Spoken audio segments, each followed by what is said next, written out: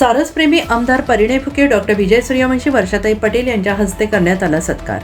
गोंदिया जिल्ह्याचे वनवैभव म्हणून ओळखल्या जाणाऱ्या सारस पक्ष्यांचं संवर्धन करणाऱ्या सारस मित्रांचा तसेच सारस संवर्धन करणाऱ्या गावांचा गोंदियातील हॉटेल जिंजर या ठिकाणी सेवा संस्था तसेच वन विभागाच्या संयुक्त विद्यमाने सारसप्रेमी आमदार परिणय फुके, डॉक्टर विजय सूर्यवंशी, नगर आयुक्त पिंपरी चिंचवड, महापालिका पुणे, गोंदिया शिक्षण संस्थेच्या अध्यक्षा वर्षाताई पटेल, क्षेत्र संचालक नवेगाव नागझिरा पियुषराव जगताप, उपवन संरक्षक पवन जोंग, पोलीस अधीक्षक गोरख भामरे यांच्या हस्ते सत्कार करण्यात आला आणि संपूर्ण महाराष्ट्रात फक्त गोंदिया आणि भंडारा जिल्ह्यात आढळणाऱ्या दुर्मिळ सारस पक्ष्यांचे संवर्धन सेवा संस्था मागील 15 वर्षापासून करत असून ज्या ज्या गावात सारस पक्ष्यांचे अधिवास आहे त्या गावातील शेतकऱ्यांमध्ये शेतात राहणाऱ्या सारस पक्ष्यांचे फायदे काय, सारस हा शेतकऱ्यांचा मित्र आहे, शत्रू नाही, असे पटवून देण्याचे काम गेल्या 2 दशकांपासून गोंदियात सेवा संस्थेचे जवळपास 50च्या वर सारस मित्र काम करत आहेत। तर कधी काळी बोटावर मोजण्या एवढे सारस पक्षी गोंदिया जिल्ह्यात पाहायला मिळत होते। मात्र यावर्षी पार पडलेल्या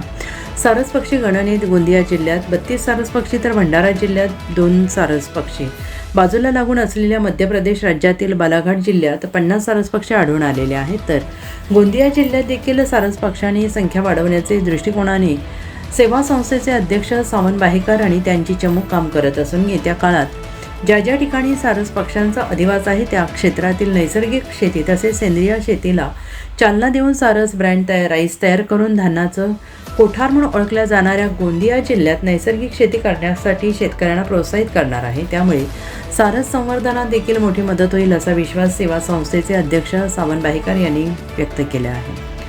सावन बाहेकर सेवा संस्था अध्यक्ष गोंदिया। तर या कार्यक्रमाला अध्यक्ष म्हणून लाभलेले गोंदिया जिल्ह्याचे माजी जिल्हाधिकारी तसेच नगर आयुक्त पिंपरी चिंचवड महापालिका पुणे डॉक्टर विजय सूर्यवंशी यांनी वर्ष 2015 मध्ये गोंदियात कार्यरत असताना सारस संवर्धनासाठी सेवा संस्थेला मोठी मदत केलेली असून त्यांनी देखील या सत्कार सोहळ्याला हजेरी लावत सारस मित्र तसेच सारस संवर्धन करणाऱ्या लोकांचा तसेच गावांचा सत्कार करत आनंद व्यक्त करत येत्या काळात बाहेर राज्यातील लोक गोंदिया जिल्ह्यात सारस बघायला यावेत, पर्यटक म्हणून यावेत असा विश्वास व्यक्त करण्यात आलेला आहे।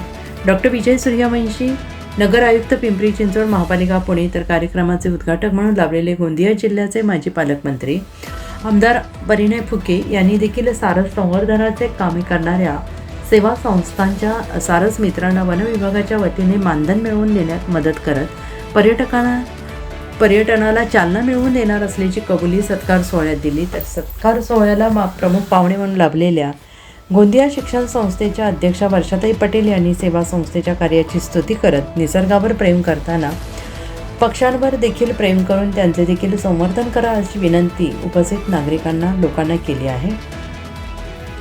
वर्षाताई पटेल, गोंदिया शिक्षण संस्थेच्या अध्यक्षा।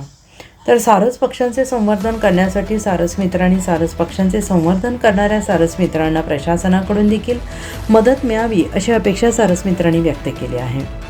अभिजित पारियार आणि प्रशांत लाडेकर, सारस मित्र। तर या सोहळ्यात सारस संवर्धनाकरिता मदत करणाऱ्या गोंदिया वन विभागाचे आणि कृषी विभागाचे अधिकारी आणि इतर कर्मचारी यांचा देखील सेवा संस्थेच्या वतीने सत्कार करण्यात आला।